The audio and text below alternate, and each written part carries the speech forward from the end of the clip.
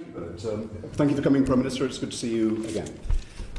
What we know clearly from the science now is that most people with COVID have no symptoms at all, yes, but they are infectious. And that's why testing and tracing those with symptoms and without is so key to controlling it.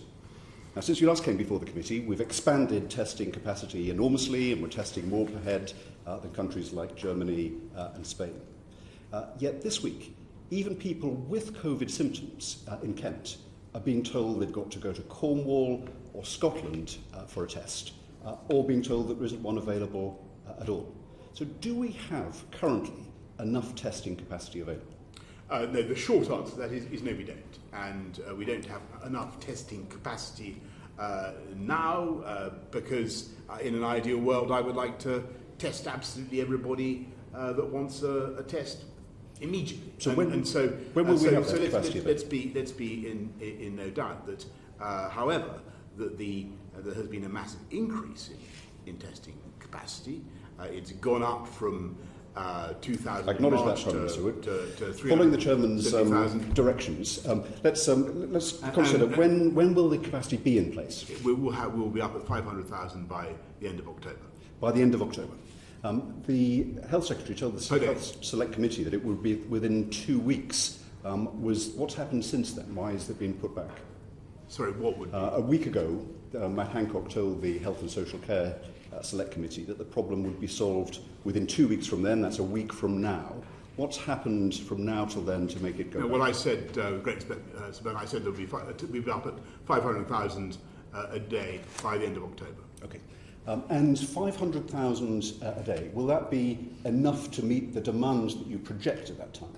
Well, we sincerely hope so, but what has happened is that demand has massively accelerated just in the last couple of weeks. And if you look at the graphs of people either asking for a test, getting on the website, ringing up for a test, they're going up. And why do you think that is, Professor? And I think the reasons for that are, I think that many people are seeking to get a test in the hope that they can thereby be released to get on with their lives in the normal way. And people who have come into contact with someone who has tested positive, for instance, they're seeking to get a test to ensure that they're okay to Is that to go to unreasonable? work. And that is perfectly reasonable.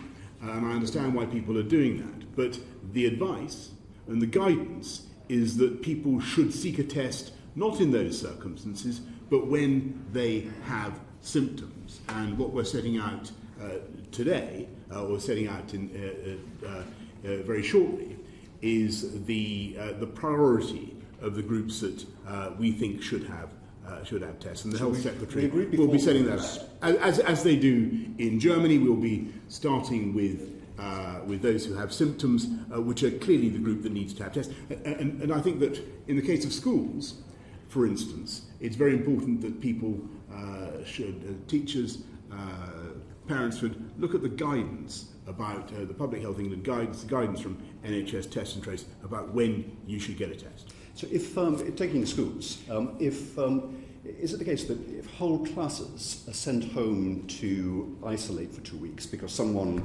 has a cough in the class, if that's going to happen, are we not just going to be in a kind of rolling system of school shutdowns that's going to wreck education for the year?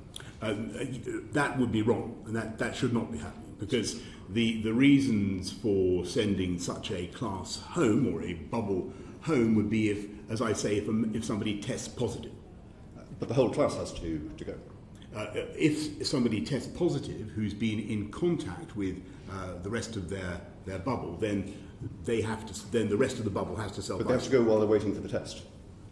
They have to go while the person is waiting for the test. No, so they the have symptoms. They should go in the event of a positive test. So they shouldn't vacate the school or the class until that person with symptoms has been tested positive. That's correct, and if I may say, I think it would be of great advantage to the committee to consult the guidance that's been issued by Public Health England and NHS Test and Trace on that precise matter.